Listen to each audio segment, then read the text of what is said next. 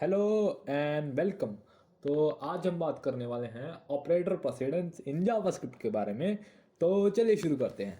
तो हम आ चुके हैं एमडीएन डॉक्यूमेंटेशन पे अपनी, और उसके अंदर हमारे पास एक डेफिनेशन दी है जिसके अंदर लिखा है operator president determine how operators are parse concerning each other. Operator with higher precedence become the operand of the operator the low president, blah blah blah. Actually simple सी बात इसमें ये लिखी है कि कौन सा ऑपरेटर हमारे पास पहले काम करेगा। पहले हमारे पास या प्लस होगा या फिर माइनस या मल्टीप्लाई या डिवाइड या फिर लॉजिकल ऑपरेटर या फिर बहुत सारे ऑपरेटर है। अगर अगर मैं अकेले अकेले का नाम लेने बैठ गया तो पूरी शाम हो जाएगी।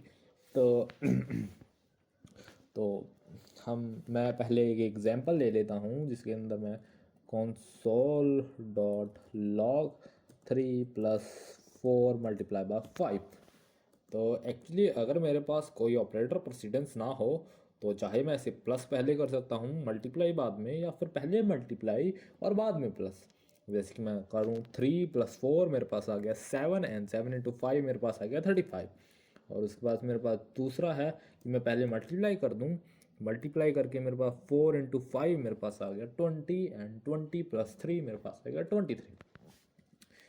तो अगर मान लीजिए कि मेरे पास दो कंप्यूटर है और एक के अंदर मेरे पास आ रहा है 35 आंसर और दूसरे के अंदर मेरे पास आ रहा है 23 आंसर, तो चारों तरफ तो ये हो जाएगा ना। मतलब कन्फ्यूज़न ही कन्फ्यूज़न हो जाएगी, सीधी बात तो ये है। तो मतलब सभी के कंप्यूटर में हमारे पास आंसर सेम आए, इसलिए हमने प्रेफरेंस बना रखी है कि भाई कौन सा पहले होगा या फिर कौन सा बाद में होगा। और हमारे पास एक दूसरा एग्जांपल और देख लेते हैं। जैसे मैं console डॉट लॉग कर लूँ, जैसे मैं 4 × 3 and raise to the power 2।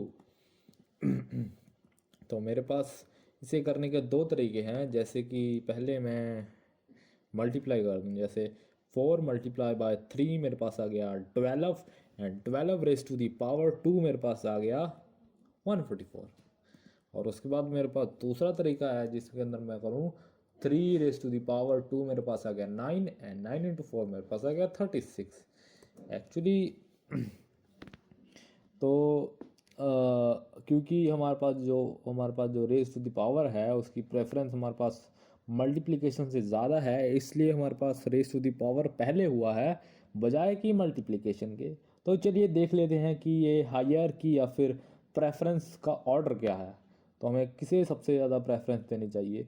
तो हमारे पास सबसे ऊपर हमारे पास जो ये टेबल दिया हुआ है इसके अंदर हमारे पास सबसे ऊपर प्रेफरेंस है हमारे पास पेरेंथीसिस की या फिर ग्रुपिंग की या फिर ब्रैकेट की, जो भी कह लो। और उसके बाद हमारे पास आता है operational चेनिंग operators, bitwise operators, assignment operators और बहुत सारे ऑपरेटर्स।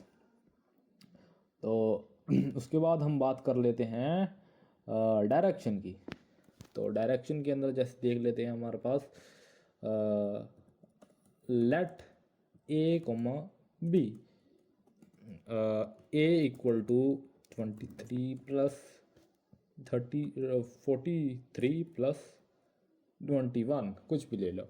तो अगर मैं इसे सबको प्लस कर रहा हूँ तो तो हमारे पास जो प्लस ऑपरेटर है वो लेफ्ट से राइट की तरफ काम करता है। जैसे 23 + 43 पहले ये होगा और उसके बाद होगा, उसके बाद आ गया ये ऑपरेटर चलेगा। पर जो हमारे पास असाइनमेंट ऑपरेटर होता है वो राइट से लेफ्ट की तरफ काम करता है। जैसे कि पहले हमारे पास राइट साइड का है, जो हमारे पास राइट साइड में जो भी ऑपरेटर है वो रन करेगा, और उसके बाद हमारे पास जो वैल्यू है वो ए के अंदर स्टोर होगी। जो अगर मैं समझा दूँ कि A equal to B equal to 23 कर दूँ, और ए और बी की दोनों की वैल्यू हमारे पास 23 हो जाएगी। क्यों? क्योंकि 23 इक्वल टू बी करा हमने, कि बी की वैल्यू को हमने 23 असाइन किया, और 20 और बी की वैल्यू को हमने ए असाइन कर दिया। अगर मैं ये कर दूं a equal to 23 equal to B कर दूं, तो हमारे पास गड़बड़ ये हो जाएगी कि हम वैल्यू के अंदर हम वेरिएबल स्टोर कर रहे हैं। 23 के अंदर मैं बी स्टोर कर रहा हूँ, तो यहाँ पे एरर आना तो पक्का ही है, क्योंकि हम कर ही गलत रहे हैं, क्योंकि हमारे पास राइट से लेफ़्ट काम करता है। तो बस इतनी ही चीज़ों का आपको ध्यान रखना है। और बस एक्चुअली मैंने अभी अभी यूट्यूब शुरू किया है, तो बोलने में थोड़ी बहुत गलती हो जाती है, उसे माफ़ कर देना। और कर देना सब्सक्राइब या फिर लाइक, अगर मन चाहे तो। चलिए फिर मिलते हैं हम अगली वीडियो के अंदर।